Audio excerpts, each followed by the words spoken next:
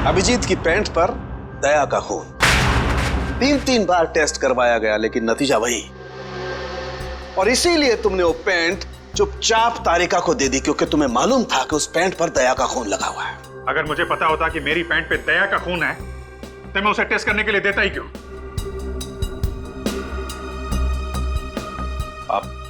आप लोगों को ही ये तो नहीं लग रहा है कि दया की हालत का जिम्मेदार मैं हूं? चलो ठीक है, मान लिया। अगर तुम जिम्मेदार नहीं हो तो चोरी छुपे वो पैंट तारिका को देने का क्या मतलब? वो पैंट तुम डायरेक्ट मुझे भी दे सकते थे। दे सकता था सर, लेकिन आपकी आंखों पे मेरी खिलाफत का चश्मा चढ़ा रहता है। मुझे नीचा दिखाने का कोई मौका नहीं छोड़ते हैं आप, इसलिए आपको वो पैंट नहीं दी थी मैंने। और इसीलिए सीनियर इंस्पेक्टर अभिजीत, आपने ये भी नहीं बताया कि जिस वक्त दया जख्मी हुआ आप खुद वहां पर मौजूद थे।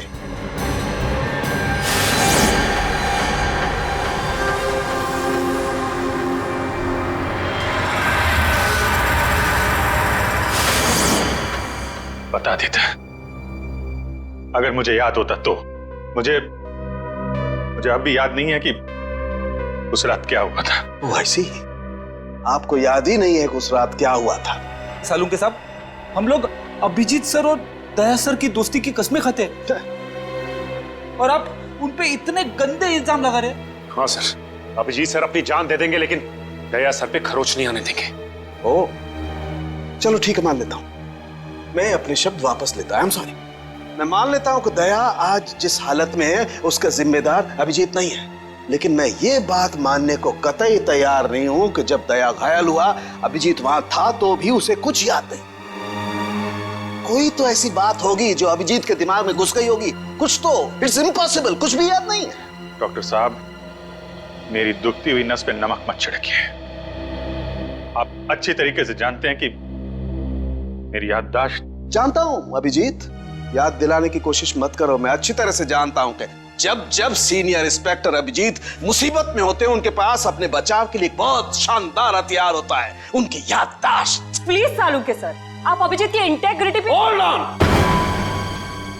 Hold on doctor Tarika. Integrity का पाठ आप मुझे मत पढ़ाइए, क्योंकि आपने सीआईडी का सबसे बड़ा नियम तोड़ा है, हम लोगों से इतना इंपॉर्टेंट सुराग छुपाने का। Understand that? इंटीग्रिटी। सर, उस रात की कोई ऐसी बात जो आपको याद हो? कुछ भी?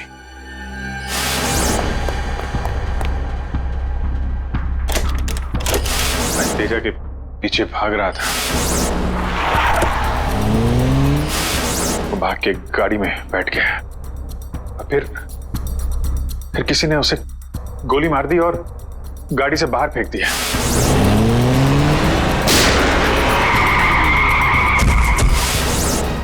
जब मैं भाग के तेजा की लाश के पास पहुंचा तो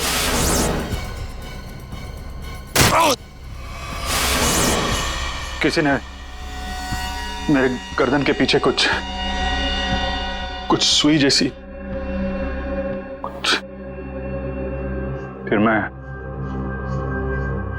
बेहोश हो गया और दूसरे दिन जब आंख खुली तो मैंने पाया कि मैं एक सड़क के ऊपर गिरा पड़ा। इस बीच क्या हुआ मुझे कुछ याद नहीं,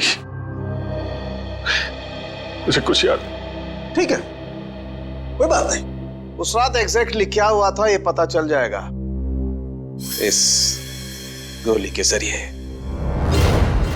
ये वो गोली है जो दया की पीठ में से निकाली थी डॉक्टर प्रमोद ने, और इस गोली की बैलिस्टिक रिपोर्ट से पता चल जाएगा कि दरअसल ये गोली किसकी गन से चली है। Tarika, come with me. Doctor Pramod, एक मिनट। आपको स्केच बनवाने हैं और मुझे आपसे कुछ सवालों का जवाब चाहिए। जी पूछिए। डॉक्टर साहब, आपको उन गुंडों ने कहां से किडनैप किया था? प्रताप नगर से। और फिर आपकी आंखों पे पट्टी बांध दी थी? जी, और उसके बाद गाड़ी में बिठाकर उनके अड्डे तक लेकर गए। अड्डे तक पहुंचने में आपको कितना टाइम लगा होगा, कुछ याद है आपको? 40-45 मिनट। 40-45 मिनट। कितने बजे की बात है ये? रात के तकरीबन 10:30 बजे की। 10:30 बजे रात? उस वक्त तो प्रताप नगर में ज्यादा ट्रैफिक नहीं होता है, सड़कें खाली रहती है। श्रेया, शहर का मैप लेकर आओ और उन सभी जगहों की लिस्ट बनाओ जहां पे प्रताप नगर से 45 मिनट में पहुंचा जा सकता है। श्रेया, क्या बात है? शहर का मैप लेकर आओ जल्दी। सॉरी सर, मेरी तबीयत कुछ ठीक नहीं लग रही। एक्सक्यूज मी।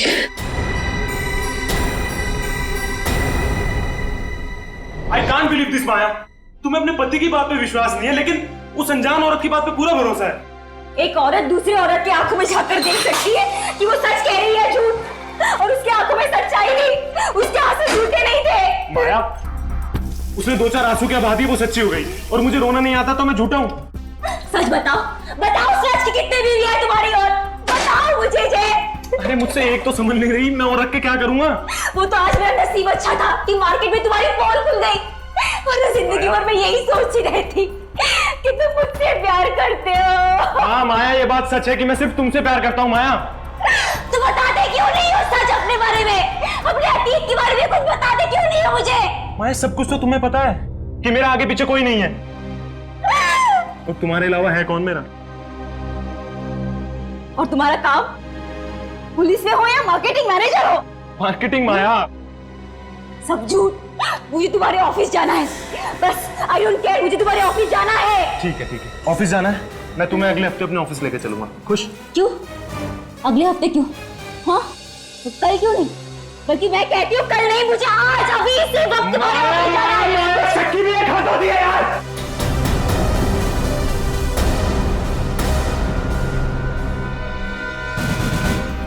ठीक है मैं, I'm sorry मैं तुम्हें ऑफिस लेके चलूंगा। झूठ बोलने की भी हद होती है जय। उस केतन, अब जब तक मुझे सच्चाई नहीं बताओगे तब तक मुझसे बात करने मत आना तुम। माया, लिसन टू मी माया, सुनो माया, माया open the door Maya.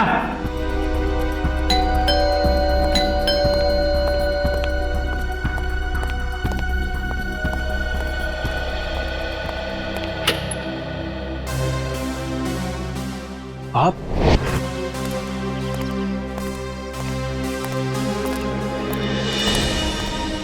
Ketan, mission का काम रोक दो और इसी वक्त चले जाओ यहाँ से। नहीं सर, मैं इस मिशन को अपनी जिंदगी के 6 साल दे चुका हूँ। सर प्लीज सर, आप भी इस मिशन को मत रोकिए। सर मैं इसे पूरा करने के बहुत करीब हूँ। तुम समझते क्यों नहीं हो केतन? तुम्हारी जान को कितना बड़ा खतरा है पता है तुम्हें? और फिर मैं अपने और ऑफिसर्स की जिंदगी को कुर्बान नहीं कर सकता। 4 बजे मुझे गुलमोहर बस स्टॉप पे मिलो, एंड दैट्स एन ऑर्डर, समझे? Sir please sir please. Sir कुल मिला के 4 ऐसे इलाके हैं जो प्रताप नगर से 45 मिनट की दूरी पे है। ये है वीके रोड, जहाँ पे कॉल सेंटर्स और ऑफिसेज वगैरह हैं। ये तो वो जगह नहीं हो सकती। ये पश्चिम में श्याम नगर है सर, यहाँ पे ज्यादातर फ्लैट्स हैं। डॉक्टर साहब, आपको अच्छी तरीके से याद है जहाँ पे आपको ले गए थे वो जगह बंगलो या फ्लैट नहीं थी? जी, खंडर जैसी कोई जगह थी। अब बचता है साउथ और ईस्ट। ये साउथ में चित्रकूट नगर है और ईस्ट में विद्याधर नगर। चित्रकूट नगर में तो बहुत सारी दुकानें वगैरह हैं, और विद्याधर नगर यहाँ पे बहुत सारे स्टूडियोज हैं, फिल्म की शूटिंग होती रहती है। अरे श्रेया, अब कैसी तबीयत है तुम्हारी? मैं ठीक हूँ सर, थैंक यू। श्रेया, चाहो तो तुम घर चली जाओ और आराम कर लो, तब तक हम लोग ये सब पता लगाते हैं। नहीं सर, जब तक दया सर और एसीपी सर का पता नहीं चल जाता मुझे चैन नहीं मिलेगा। ओके ठीक है, मतलब दया या तो विद्याधर नगर में है या फिर चित्रकूट नगर में है। डॉक्टर साहब, आपको जहां ले गए थे आसपास से कुछ आवाजें आ रही थी, आपने कुछ सुना था वहां पे? हाँ, एक गाना था जो बार बार सुनाई दे रहा था। ये कहिए कि हर आधे घंटे के बाद वही गाना बज रहा था। इसका मतलब आसपास कहीं फिल्म की शूटिंग चल रही थी, मतलब Vidyadhar Nagar. Vidyadhar Nagar, correct. Film studios वहीं पे है। ये पता लगाओ कि विद्याधर नगर में वो कौन सा स्टूडियो है जहां पे इस गाने की शूटिंग हो रही थी। उठ जाग मुसाफिर भोर भई, अब रहन कहाँ जो सोवत है। ओले ओले ओले ओले ओले दया बेटा, उठ जा उठ जा उठ जा उठ जा। सुबह हो गई, स्कूल जाने का टाइम हो गया। अच्छे बच्चे नहीं सोते, उठ जा उठ जा उठ जा। कौन हो तुम लोग? सीआईडी के दुश्मन और मुजरिमों के दोस्त। देखो देखो देखो देखो देखो देखो कैसे तड़प रहा है पिंजरे में बंद शेर की तरह।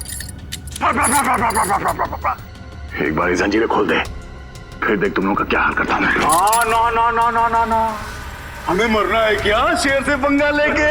अरे हम तो बस इतना बताने आए थे कि तुम्हारे साथ साथ अब तुम्हारी पूरी सीआईडी टीम का सर्वनाश होने वाला है। सर्वनाश। चुप! बहुत देखे तुम जैसे सीआईडी का सर्वनाश करने वाले। आज वो लोग कहाँ हैं किसी को पता नहीं। तुम हमें इतना मूर्ख और कमजोर मत समझो, क्योंकि हमारा बॉस इतना चालाक है कि सीआईडी के पूर्वज भी उस तक पहुंच नहीं पाएंगे। एक बात सुन, अपने बॉस से कह दे कि उल्टी गिनती अब शुरू कर दे। वो नहीं बचेगा, नहीं बचेगा वो। क्या बात है यार, तुम सीआईडी वालों की यही अदा हमें बहुत पसंद है। मौत के मुंह में बैठ के भी डायलॉग मारना नहीं छोड़ते। दया, तुमसे मिलकर बहुत अच्छा लगा। अलविदा।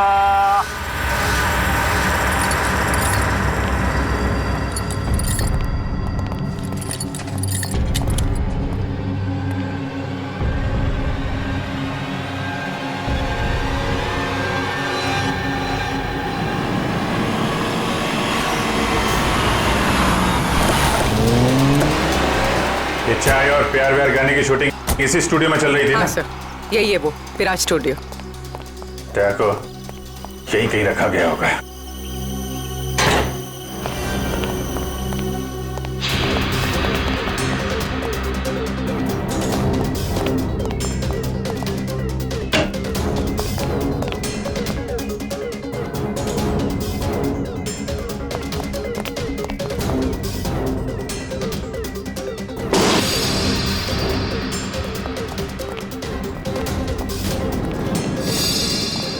इतना सारा खून? मतलब सर, दया सर यहीं पे थे? ये जंजीरें, इन जंजीरों से बांध के रखा गया था मेरे दोस्त को। एक बार ये भेड़िए मिल जाए। सर, ये चाय का ग्लास मिला है। चाय अभी तक गर्म है सर।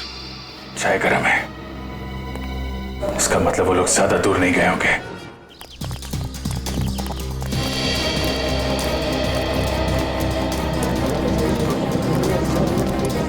सर, लगता है यहाँ पे कुछ हुआ है।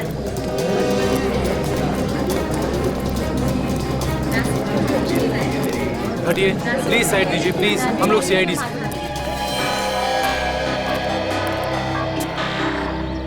सो देखिए ना, किसी ने ऋतु का कत्ल कर दिया। कैसे हुआ ये सब? पता नहीं सर, हम सब लोग तो शूटिंग में लगे हुए थे, तभी अचानक गोली चलने की आवाज सुनाई दी और यहाँ आकर देखा तो ऋतु की लाश। कितनी देर पहले चली गोली? सर यही कोई आधे घंटे पहले सर। सर हमने लोकल पुलिस को इन्फॉर्म कर दिया सर। ठीक, आप लोग थोड़ा पीछे चले जाइए, पीछे जाइए थोड़ा।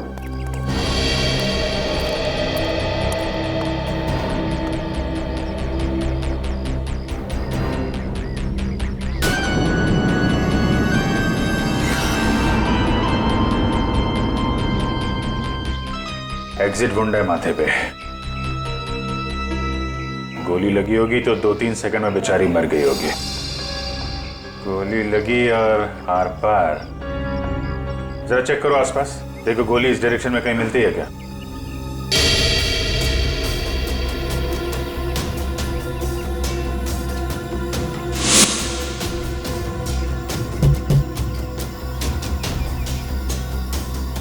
ये बेचारी यहाँ ऐसे बैठी थी, पीछे से किसी ने गोली मारी और ऐसे गिरी, और ये जख्म, ये क्या चक्कर है?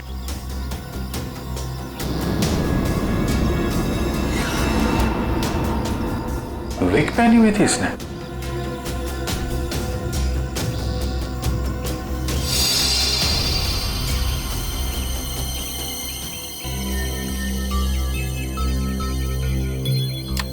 सर, हाँ पूरी। गोली मिल गई। राइफल की गोली लगती है, रख लो इसे। ये विग पहनती थी क्या? जी नहीं सर, वो एक्चुअली मेरी हेयर ड्रेसर थी और मेरे विग्स वगैरह सब कुछ वही संभालती थी। जो विग उसने पहना है ना, वो मेरे नेक्स्ट सीन में यूज होने वाला था। रितु ने आपकी विग पहनी हुई थी? जी सर। दुष्यंत समझे, जब रितु को गोली मारी गई तो खूनी ने उसका चेहरा नहीं देखा, गोली पीछे से मारी गई है। और जब रितु को गोली लगी तब उसने इनका विग पहन रखा था। मतलब गोली पे रितु का नहीं, आपका नाम लिखा था। क्या? जी हाँ, आपकी जान खतरे में है। ये देखो, 0.338 कैलिबर की गोली है ये, जिससे रितु को मारा गया है, जो सिर्फ स्नाइपर राइफल से चलाई जा सकती है। तो सालुंके साहब, ये इसके सिर पे 2 लाल निशान के हैं। ये लाल निशान एंट्री और एग्जिट वुंड है। रितु की खोपड़ी में गोली यहां से घुसी और यहां से बाहर निकली। ये एग्जिट वुंड एंट्री वुंड से आधा इंच करीब नीचे है, मतलब गोली ऊपर से नीचे की तरफ आई है। जी हाँ, गोली रितु की खोपड़ी में यहां से घुसी और यहां से बाहर निकलकर सीधे वैनिटी वैन के फुटबोर्ड पे जाके अटक गई। और हमारे कैलकुलेशंस के हिसाब से गोली चली है यहां से, ऐसे। गोली लगभग 2-3 मंजिल की ऊंचाई से चलाई गई है। काफी कुछ पता लगा लिया सर आपने। हाँ, रितु के केस में तो मैंने काफी कुछ पता लगा लिया है।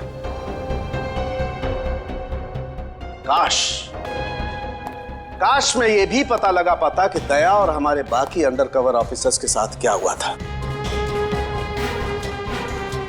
मगर अफसोस, जो व्यक्ति ये बात बता सकता है वो बताना ही नहीं चाहता है।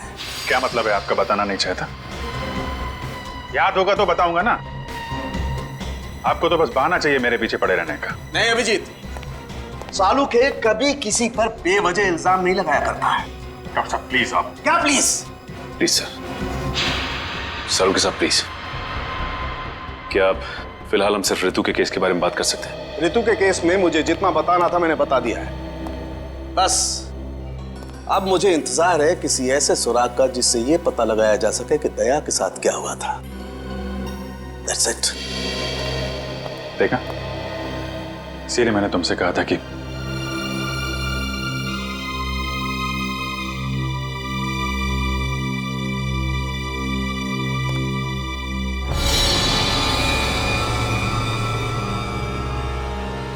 Sharp shooter. साहब, मैं आपको बोल रहा हूँ ना, पिछले 1 हफ्ते से यहाँ कोई शूटिंग नहीं हुई, तो यहाँ किसी का आने का सवाल ही नहीं उठता। मतलब पिछले 1 हफ्ते से तुम्हारे अलावा स्टूडियो में कोई नहीं आया? जी नहीं साहब। मतलब गोली तुमने चलाई? मैं गोली कैसे चला सकता हूँ? मुझे तो दिवाली के पटाखों से भी डर लगता है। तो फिर ठीक से सोच के बताओ, कोई ना कोई तो गया था दूसरे माले पे। हाँ साहब, एक प्लम्बर आया था वो पाइप ठीक करने के लिए। दूसरे माले पे? जी हाँ। चलो जरा ऊपर चलिए।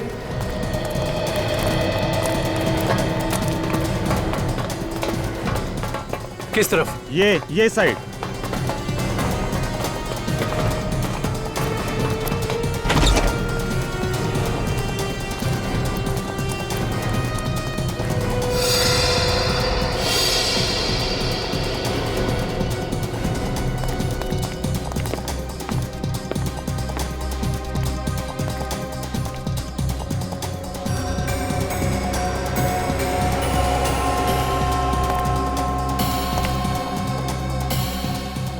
यहां से।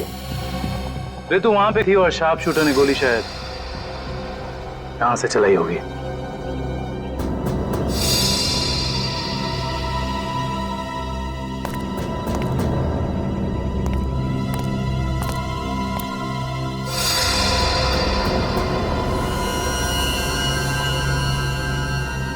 सर लवनिया पर गोली ही चलाई गई है।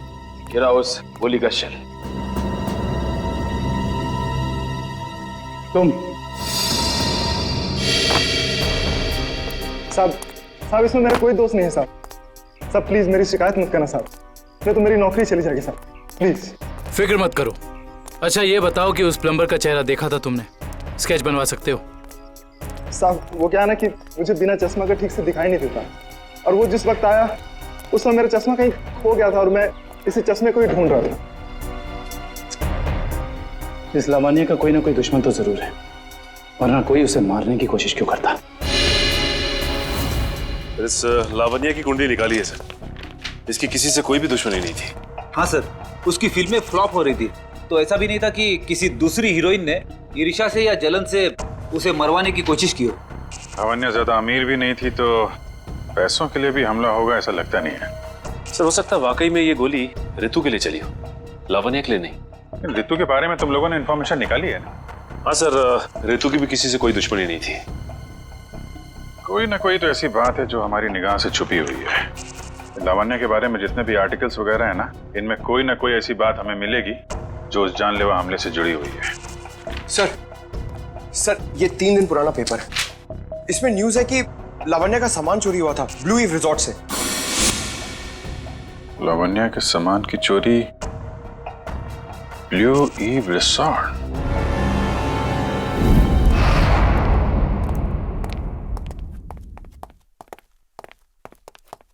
यही रूम है सर।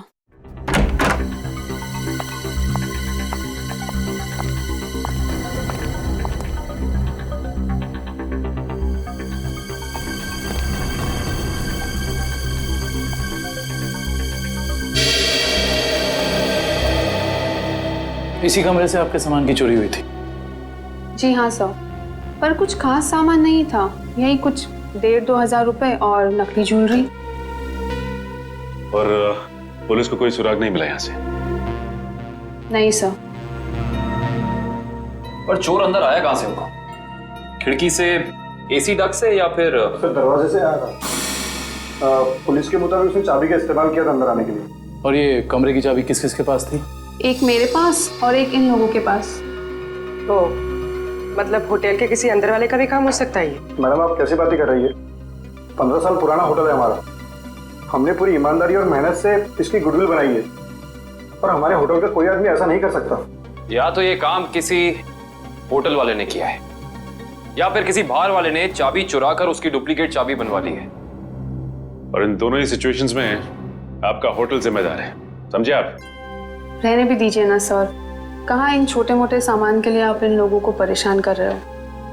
लवानिया जी, हम ये पूरी कार्रवाई आपके सामान के लिए नहीं, बल्कि उस आदमी को पकड़ने के लिए कर रहे हैं जिससे आपकी जान को खतरा है।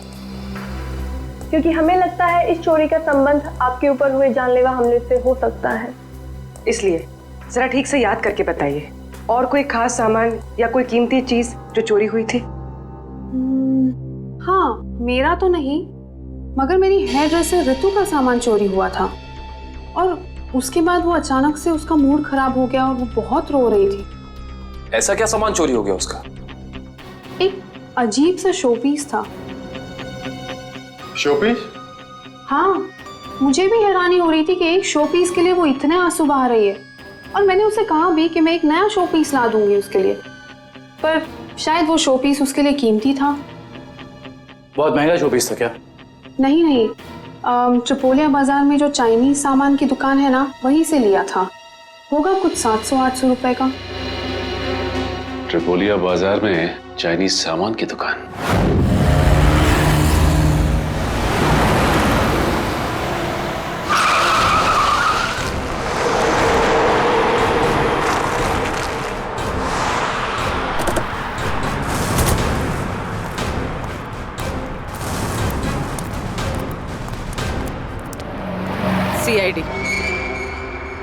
सीआईडी?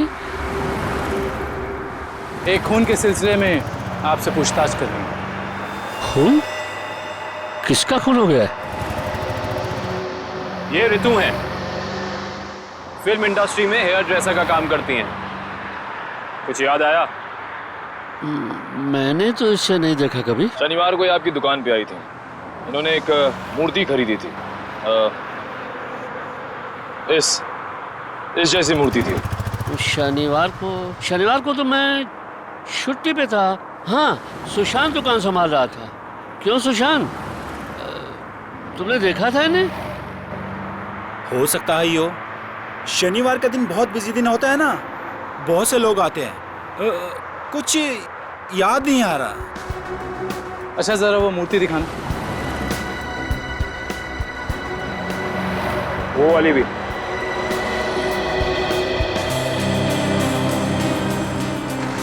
ऐसे और कितने पीसेस हैं आपकी दुकान पे? यही कोई 15-20 पीस होंगे। क्यों सुशांत? जी।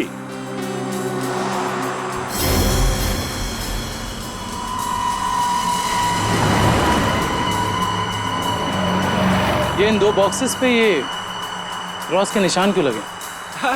अरे वो तो डिफेक्टिव पीस है, इन्हें फैक्ट्री वापस भेजना है, किसी काम के नहीं आपके। वो अभी पता चल जाएगा। दिखाओ इधर, दिखाओ।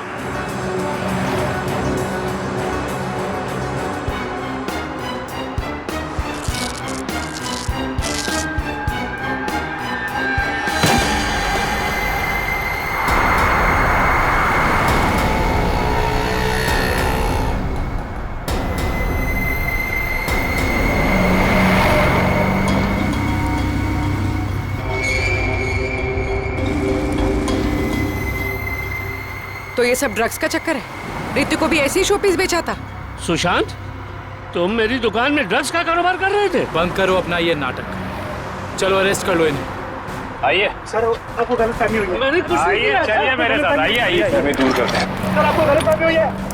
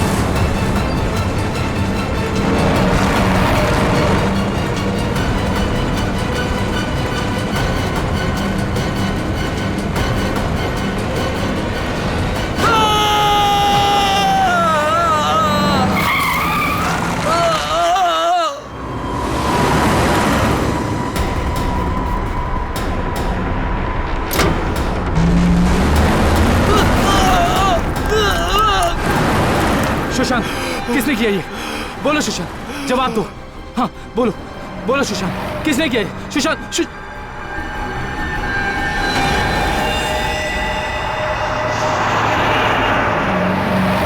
He is dead.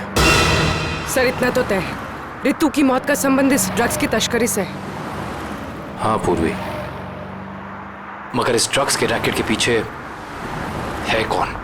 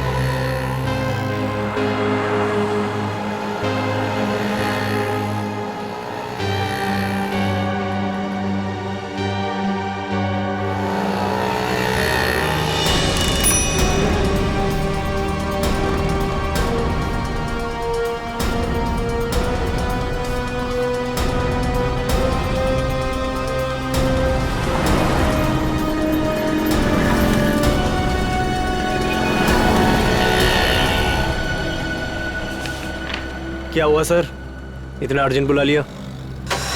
जय, तुम्हारी जान को खतरा है। तुम सब लोगों के बारे में किसी को पता चल गया है और वो एक एक करके मारे जा रहा है। ये कैसे हो सकता है सर? आखिर ये खबर खोली किसने? वही तो समझ में नहीं आ रहा है, वही तो पता लगाना है। तुम एक काम करो, इसमें भोपाल की टिकट है और 10,000 रुपये हैं। जल्दी से निकल लो यहां से, जाओ निकल लो जल्दी। जय, जय क्या हुआ? जय, जय,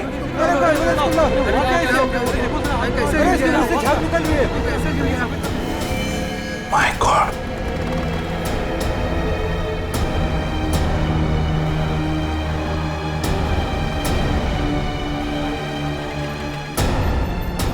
मेरा एक और अंडरकवर कॉप मर गया, एक और सीआईडी ऑफिसर मर गया और मैं उसे बचा नहीं पाया।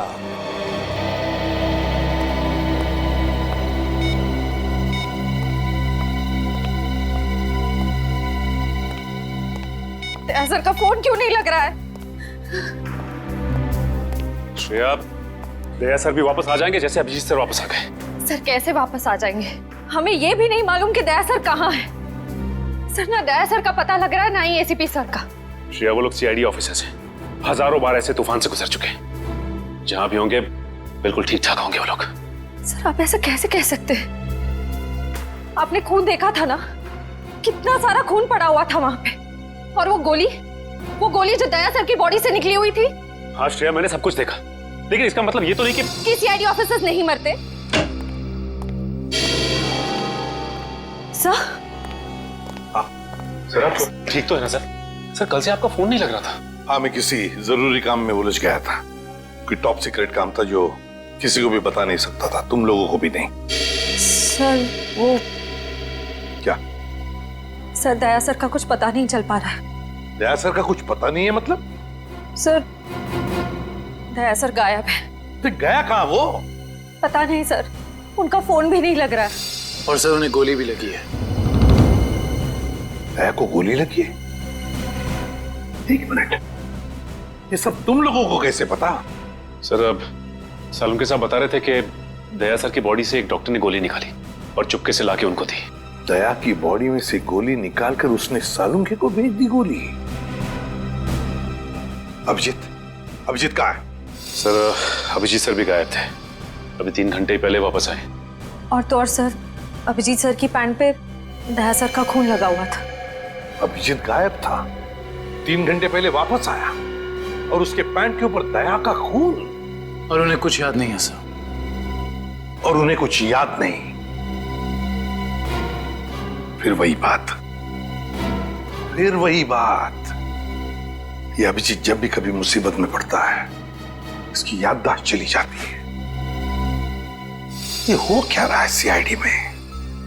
हमारे 3 अंडरकवर ऑफिसर्स मारे गए, उनके बारे में मेरे अलावा और किसी को भी कुछ भी पता नहीं था, फिर भी उनके नाम भी पता चल गए बाहर। कैसे? सर अगर ये बात सिर्फ आपको पता थी तो फिर? वही तो मैं कह रहा हूं सचिन, वही समझ में नहीं आ रहा है। ये सब हुआ कैसे हो रहा है ये?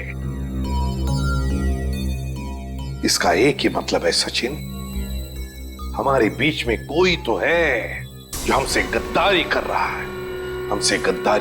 है। कोई गद्दार है।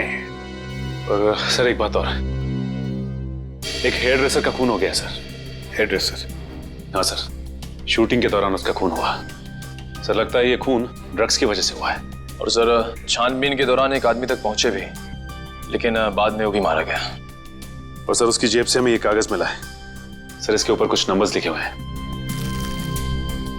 185637245 18356722345। सचिन ये कोई सेल फोन नंबर या फिर टेलीफोन नंबर्स भी नहीं हो सकते। ये नंबर्स कुछ और ही है।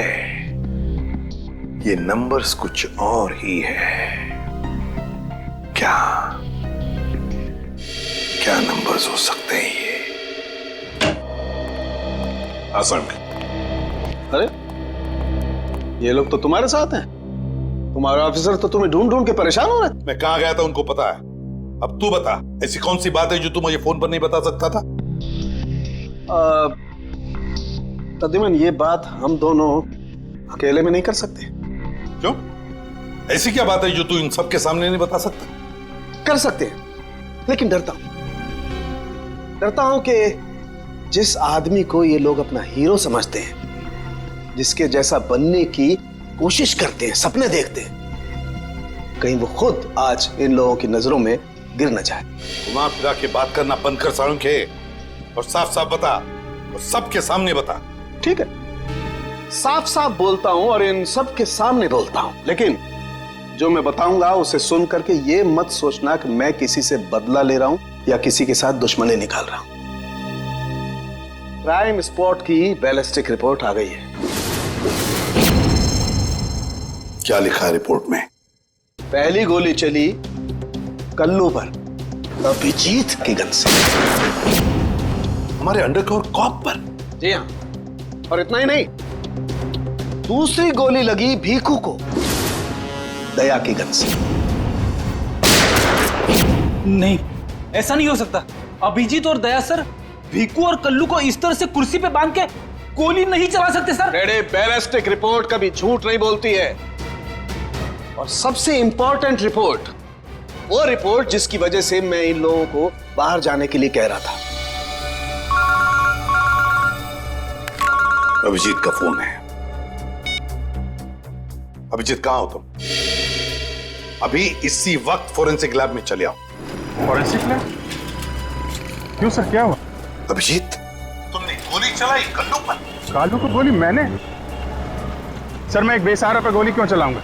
अभिजीत, तुम अभी इसी वक्त फोरेंसिक लैब चले आओ, and that's an order. Sir, ये बात सुन के जितना धक्का आपको लगा है उतना मुझे भी लगा है। जब तक मैं ये पता नहीं कर लेता कि उस रात क्या हुआ था, मैं नहीं आऊंगा सर। तो क्या तुम मेरे खिलाफ जाओगे? सर, मैं आपके खिलाफ नहीं जा रहा हूं सर। सर, वही कर रहा हूं जो आपने हमेशा सिखाया है, सीआईडी की ड्यूटी सर। अभिजीत, मना कर दिया? आपके ऑनेस्ट, ब्रिलियंट, इंटेलिजेंट ऑफिसर ने आपका ऑर्डर मानने से मना कर दिया एसीपी साहब। मैं जानता था प्रद्युमन, ये अभिजीत एक न एक दिन पूरी सीआईडी टीम के लिए वो मछली साबित होगा जो पूरे के पूरे तालाब को गंदा कर देती। इस अभिजीत की वजह से पूरी की पूरी सीआईडी टीम बदनाम हो रही है। कलंक है ये अभिजीत, सीआईडी टीम पर एक बहुत बड़ा धब्बा है, कलंक है। बस कीजिए सर, बस कीजिए। कितना भला बुरा बोलेंगे आप? मैं बस कर दूं? मैं तो बस कर दूंगा तारिका, लेकिन ये रिपोर्ट, इसका क्या करोगी? ये बस नहीं करेगी तारिका, ये बस नहीं करेगी बॉस। जानते हो इस रिपोर्ट में क्या है? क्या है उस रिपोर्ट में? दया पर गोली किसने चलाई? किसने मारी साळुंखे? किसने मारी गोली? प्रद्युमन, दया पर गोली तुम्हारे honest, intelligent, brilliant officer Abhijeet ने चलाई है। क्या? दया अभिजीत की गोली का शिकार हुआ है प्रद्युमन। अभिजीत ने गोली चलाई है दया पर। अभिजीत ने? हाँ, अभिजीत ने दया को गोली मारी।